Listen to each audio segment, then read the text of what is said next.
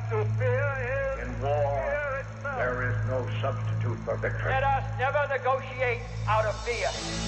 We stand undivided, forever united, fighting hand in hand for the liberty we've earned, for glory and honor, for our sons and daughters, ever mindful of the lessons we've learned.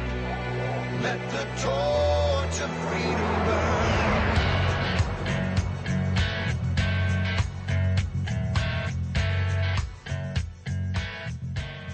Thomas Jefferson said, "The Constitution of most of our states and of the United States assert that all power is inherent in the people, that they may exercise it by themselves, that it is their right and duty to be at all times armed, that they are entitled to freedom of person, freedom of religion, freedom of property, and freedom of press." Welcome to the intersection of faith and politics. This is WallBuilders Live with David Barton and Rick Green. It's Foundations of Freedom Thursday. You can find out more about our program at wallbuilderslive.com and wallbuilders.com. And you can also check out the archives there at the homepage and get more of these Foundations of Freedom Thursday programs where we dive into the Constitution and the Declaration and our founding principles. David, always fun to talk about these topics, always interesting to see the questions that we get. In fact, I should give out that email as well, radio@wallbuilders.com, folks. If you got a question about the Founding Fathers and founding principles, be sure and send it in to radio@wallbuilders.com. But always good to get the thoughts of where people are, because they're really thinking through the issues, not just saying I'm for or against this. They're actually saying, I think I should be for this, but what does the Constitution say about it? And that is the key part. What does the Constitution say about it? And it's really cool that people are going back to that. Now, we need people to do the same thing with the Bible. We need Christians to say, what does the Bible say about it? But if we can get people going back to the Bible and back to the Constitution, those are two guiding documents, one for the nation and the other for our faith. And by the way, the Bible also is a guiding document for the nation based on the way the Founding Fathers used it to help create the nation. But that's a key thing, and that people are looking to say, what does the Constitution say? That's a really healthy turnaround in America. Man, you're right on. And you know, we used to say all the time at the beginning of the program that we're looking at things from both a biblical and a historical perspective, because you're right. We got to do both. We got to say, what's history teach us about this, and what does the Bible teach us about this? And that's the way we used to look at it, and we didn't separate those two. I have a presentation I do a lot now where I simply let presidents of the United States talk about how important the Bible is to our institutions, not to our faith. They talked about not our faith, but our institutions. So whether it's Zachary Taylor, or whether it's Teddy Roosevelt, or whether it's Franklin Roosevelt, whatever, and I point out to folks, I said, look, you would expect me, or you'd expect some preacher to say good things about the Bible and the nation. What you didn't expect was that for 150 years, it was presidents of the United States who carried the water on the Bible and the nation. It was presidents who said, Americans, don't forget the Bible produced this. Here's where our free market system came from. Here's where our education system came from. Here's where our criminal justice system came from. Here's why we have due process. They kept pointing to the Bible as the source of that. Now, we're silent about that for the last 40 years, and so we think it's separate. But when you go back to history, they didn't think you could interpret the Constitution without understanding its biblical underpinnings. And that's why it takes both history and Constitution. And when you do that, you find the Bible has got to be key in both parts. No doubt about it. All right, we got a great question. I'll probably get the question in and then go to break and come back and give you a chance to answer it. But it's this is from Tara in North Carolina. And she says, I'm a Christian and therefore morally oppose gay marriage. I believe it's not only sin but an abomination. I've been studying the Constitution, though, and I can't seem to find how we can legally deny them the freedom to marry. Debates on this pop up more and more frequently. Wouldn't the 14th Amendment give them the same freedom we have to marry, or is there something I'm missing? So, David, actually, we have a couple of minutes before break. You want to take a stab at it before we go to break? Yeah, there's a couple things here. Is number one, the Constitution does cover this issue. And the problem we have in reading the Constitution is we forget Article 7 of the Constitution, where the Constitution itself ties itself to the Declaration of Independence. The Declaration of Independence is what lays out the principles, and the Constitution takes those principles and enshrines them. So you have to go back to the Declaration where it lays out clear moral principles. The laws of nature, nature's God is not the least of them. And that becomes part of the Seventh Amendment to the Constitution, what's called the common law. And so the common law is what addresses marriage. It is drawn from the laws of nature and nature's God in the Declaration. Founding Fathers never separated any of our rights, including, if you want to say the right to marry, it was never to be separated from God-given rights. There's a difference between government-granted rights and God-given rights. And so jurisdictionally, the Founding Fathers had already said in the Declaration, if there is a particular right that God has given, then government is not free to interfere with that right. And that's where you find marriage, and that's why it appeared in the common law. It was one of those things that's in the law of nature. Nature's God, and human law is not allowed to change God's position that he gives on rape. It's not allowed to change the position he gives on arson. It's not allowed to change the position that he gives on so many other things. And so marriage was one of those things, by the way, as was abortion, as were many other moral rights and wrongs in the common law. So that's where it's found, is in that portion. And we'll get back and talk about that more in just a moment. All right, stay with us, folks. More on Tara's question on marriage and the Constitution when we come back here on WallBuilders Live. George Washington. The Constitution approaches nearer to perfection than any other government hitherto instituted among men.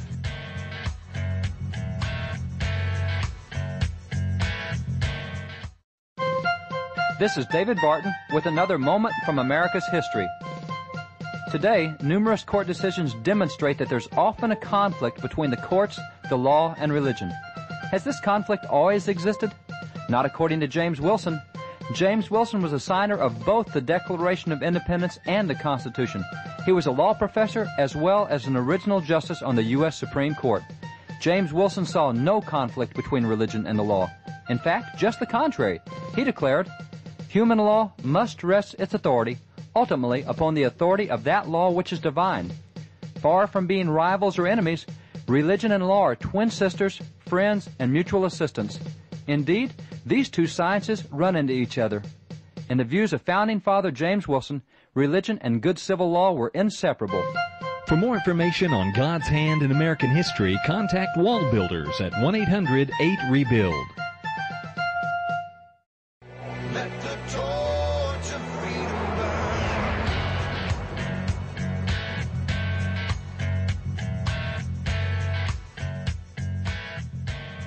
Thomas Jefferson said, "The constitutions of most of our states and of the United States assert that all power is inherent in the people, that they may exercise it by themselves, that is their right and duty, to be at all times armed, and that they are entitled to freedom of person, freedom of religion, freedom of property, and freedom of press."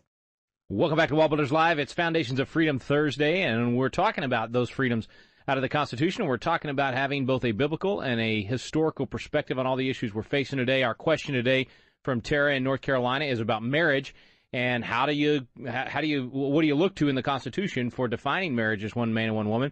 And so, David, you were laying out before the break the common law. You were laying out before the break the idea from the Declaration of the laws of nature and nature's God, and that's how we get there. I do have to ask you, though, before you jump any further into that, did the founders ever imagine that we would actually have to debate the definition of marriage? I mean, if they stepped into our culture today, it might be different. But back then, this was a non-issue. Well, it was a non-issue of sorts. There was an argument that was made that, hey, the marriage stuff you guys have got, that's religious definition. Some of us aren't religious. Let us have a secular definition. Let's have parallel marriage. You can have a religious one and we'll have a secular one. And that was part of the argument that was made. And so as early as 1913, there were efforts underway to have civil unions, have a civil marriage rather than a religious marriage, which was the government was doing religious marriages. And I don't say the sense, and they were not doing marriages like a minister performing marriages, but they used religious definitions of marriage. And so it was, well, let's have a secular definition as well. And that way we can define what we want it to be. That was part of the issue with the polygamous marriages back in the 1860s, 70s, 80s, and 90s is, well, we define it different. And they said, no, you can't define it different. God's already defined it. And so in the Mormon faith, you might define it this way, but God's given us a definition in the Bible, and that's what we're going with in the courts. So they took a jurisdictional view of this that said, we're allowed to define things that we create. But if we didn't create it, we can't define it. And so the position they held, and by the way, this is where John Adams talked about rights that were antecedent. He said inalienable rights are those that are antecedent to human government. The first human government was Genesis 9:6. And so their position was that you have a certain set of rights that happen in Genesis 1 through 8. They're rights that you can find in nature and that you can find in the Scriptures. And so Thomas Jefferson and Ben Franklin, for example, lists that there is a natural, inalienable right to make a profit. And there is. Government doesn't come in and say, hey, Mr. Squirrel, you've collected more acorns than your neighbor here, and you can't have more than he does, so you need to share your acorns with those squirrels that are less fortunate. No, that squirrel has the right to accumulate as much as he can and hold as much. Same with pack rat, same with a beaver, same with anything else. So you have the right to accumulate wealth, to accumulate income. That is a God-given natural right that existed before government ever existed. You have the right of what's called expatriation. Jefferson and others talked about that right. And it's the right to move between herds. If a horse says, I don't like this herd, I'm moving over to this herd, and he doesn't like that one, he can move over to another one, I'm going over to this mountain range and join another herd. That was the right to move among states. You can say, I'm leaving Texas, I'm going to Oklahoma. Don't know why you do that, but I'm leaving Texas, going to Oklahoma. Or I'm leaving Oklahoma, going to Texas. I understand that. Or I'm leaving Texas, going to Alabama. Whatever it is, the right to move among states, they call that the right of expatriation. There are a number of rights like that. The right of association. This elk can be with whatever group of elks he wants to hang with, and if he can get a group of sheep to let him hang with them, that's fine too. You have the right to associate with who you choose to associate, and you have the right to not associate with those you don't want to associate with. So all of these rights that we have in the Bill of Rights were rights that didn't come from any human government. They came from God. The right to a family is part of that. God did one man, one woman. They had kids. He said, this is very good. When Jesus was asked about that over in Matthew 19, he says, disciples, don't you remember how God did it at the beginning? Back at the beginning, he made one man and one woman, and he said, don't let anyone put that asunder. So Jesus defines marriage as a lifelong union of a man and a woman. Since that came before any civil government, that is a God-given right. That is part of the common law. So we had a list of all these things that are part of the common law, and any definition other than the lifetime union of a man and woman, like polygamy, that was not it. Polygamy came in after Genesis 1 through 8. That was the innovation of kings and other things. Solomon had 700 concubines, 70 wives, whatever. Back to God. God said one man, one woman, lifetime union of a man and a woman. So that's where the courts held that position, is we don't have a right to redefine what is not ours in the first place. I've used the example of your truck and my truck. I've got a red Ford pickup. You've got a green Dodge pickup. I can't go over and spray paint your truck red just because I like red. Your truck doesn't belong to me. I can spray paint anything I want to that belongs to me red, but I can't do that to you. It's not my jurisdiction. And so the common law said, here are things that are out of government's jurisdiction. These are the moral rights and wrongs. That's why until 15 years ago in the courts, homosexuality was not a religious sin. It was a crime against nature. The laws of nature tell you that in 10 million species, there's only a couple of species that even have homosexuality at all, and it's never a lifestyle. It's always an aberration in that species. So till 15 years ago, courts said that homosexuality was a crime against nature, not against the Bible. Same with abortion. You did not need Jeremiah 1. You did not need John 1. You did not need Psalm 139. All these other passages tell you abortion was wrong because nature told you it was. There's no species in nature that kills its young still in the womb. That's why those things appear in the common law. So the common law is what takes moral rights and wrongs and says, government, you're not allowed to touch these. And that's where the Constitution does deal with marriage, because it's a law of nature, and nature's God is part of the common law. So laws of nature, nature's God, common law, both areas that make a clear definition of marriage and that the Constitution refers to and that the Founding Fathers relied on as part of our foundational laws. Quick break. We'll be right back. Stay with us right here on WallBuilders Live. Abraham Lincoln said, "We the people are the rightful masters of both Congress and the courts, not to overthrow the Constitution, but to overthrow the men who pervert the Constitution."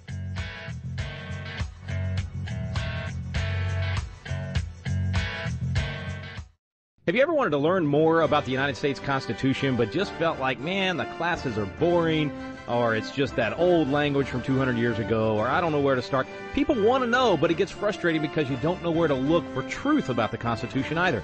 Well, we've got a special program for you available now called Constitution Alive with David Barton and Rick Green, and it's actually a teaching done on the Constitution at Independence Hall in the very room where the Constitution was framed.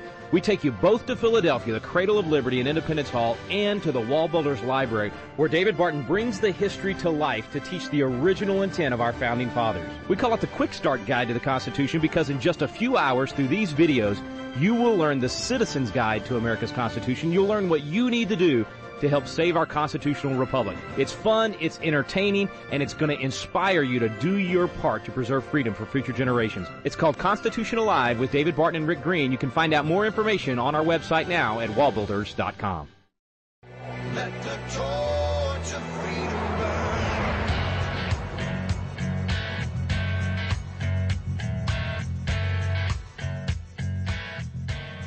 President Calvin Coolidge said, "The more I study the Constitution, the more I realize that no other document devised by the hand of man has brought so much progress and happiness to humanity. To live under the American Constitution is the greatest political privilege that was ever accorded to the human race." Welcome back to WallBuilders Live. It is Foundations of Freedom Thursday. Today we're taking questions from the audience. First one has to do with marriage and the Constitution, and where in the Constitution is the authority to define marriage. David, you've been talking about laws of nature, nature's God, and the common law, and how the Founding Fathers viewed this one. Yeah, it was a jurisdictional kind of a thing. As government is not allowed to redefine something God himself has defined. And so a case that came before the Supreme Court in 1913 is called Grigsby versus Reeb, and this was the Texas Supreme Court. And the question is, why don't we just do the plaintiff said, why don't you allow us to do a secular version of marriage, a government, state version of marriage? You guys have got the religious version. Let us have a civil union.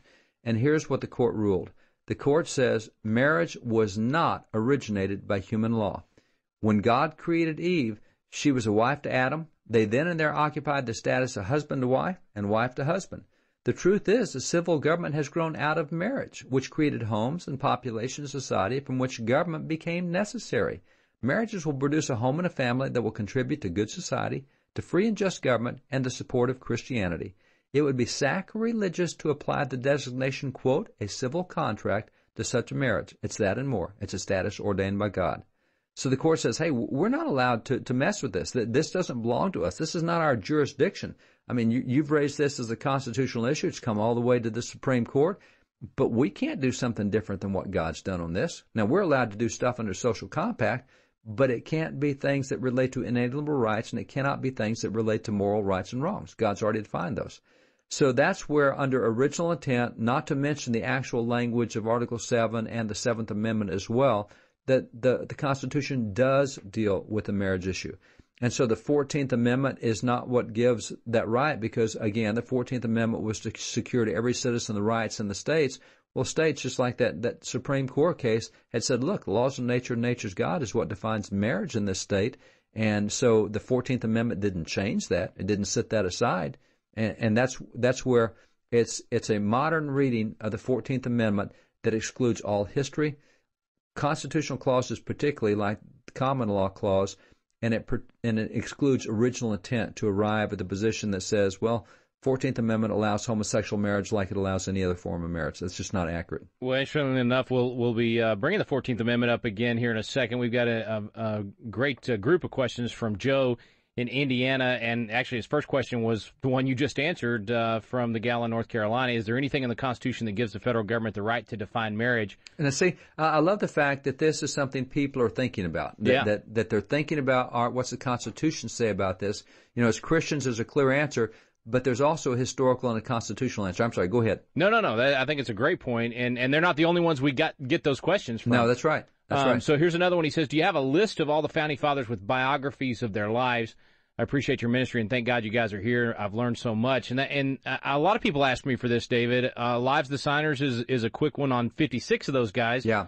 That you have on the website, but there's even more out there. Would you remind us how you came to the list, or the 250 that are considered the most influential founders? Yeah, well, the definition we use is those founders who were influential in birthing and establishing America as an independent, self-governing nation. So what we look to is the 56 guys who signed the birth certificate, the Declaration, the 55 guys who framed the Constitution, the 90 guys who framed the Bill of Rights. Those three documents, inseparable, they're all part of our constitutional form of government.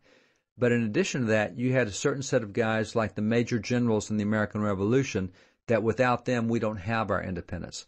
And so you take some of those major generals like John Peter Gabriel Muhlenberg. Now, Muhlenberg significantly is also a framer of the Bill of Rights, but just by virtue of the fact that he's a major general and was there all the way from Valley Forge through the Battle of Yorktown and was a significant force in securing that, we would point to guys like him, guys like Henry Knox, guys like Benjamin Lincoln, guys like that. We say they're founding fathers because they helped secure that.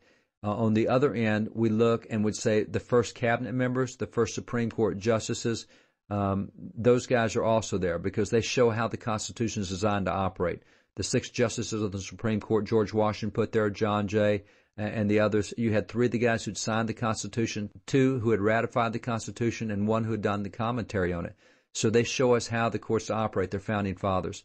Where you get into some cloudy stuff is you take people like Noah Webster. I call him a founding father. Some people can dispute that. That's fine. I say he's fairly significant because the founding fathers went to him to help secure ratification. He's the second guy in America to call for the Constitutional Convention, and he's specifically responsible for Article 1, Section 8, Paragraph 8 of the U.S. Constitution. I mean, we have constitutional language directly from Noah Webster. So I call him a founding father. I understand if others say, well, he's not really a signer. No, but he's significant impact. So there is some discussion, but we can probably say pretty safely there's about 200 founding fathers. 250 is about what I point to. You can't count every soldier. You can't count everybody who held office, but these are the key guys who have to secure it. Well, speaking of Webster, you couldn't call Patrick Henry a founder if, that's right. if the requirement was that they had to sign. Or that's right, or John Jay. Yeah. Now, John Jay did the Federalist Papers, but he didn't sign any of the major documents. I would also call the 14 presidents of Congress during the American Revolution founding fathers, those guys who led the Continental Congress during the Revolution. So whether that's Thomas Mifflin or Arthur St. Clair, whether that's John Hanson or those guys, they're national leaders. They're the guys who got us through the Revolution on the political side. So those are key, and there's not any book that deals with all 250 of those. As you mentioned, there's Lives of the Signers that has the signers of the Declaration.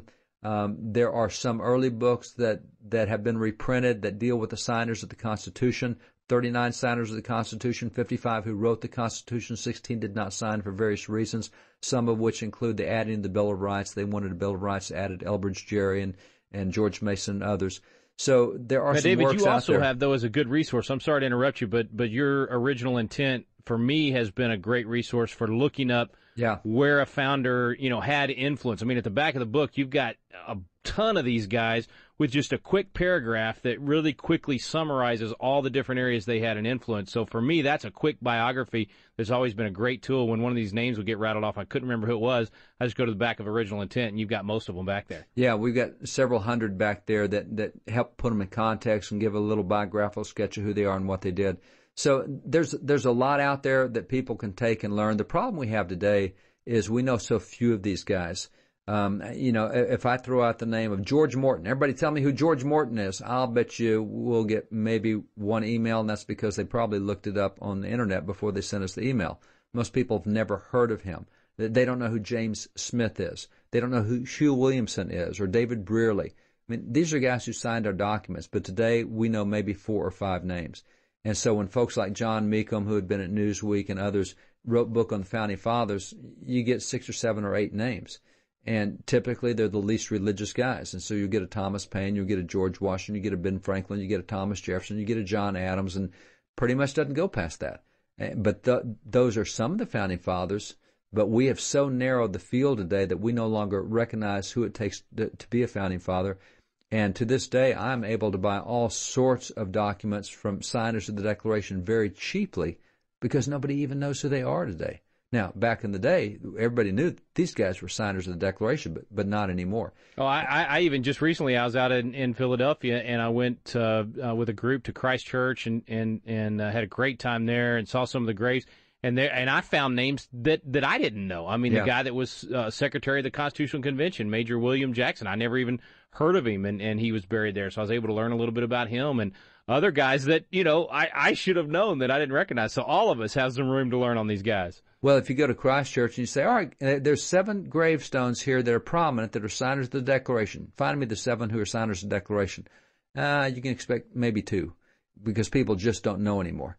And so that's part of what we try to do is, as we say at WallBuilders, we present America's forgotten history and heroes with an emphasis on our moral, religious, and constitutional heritage.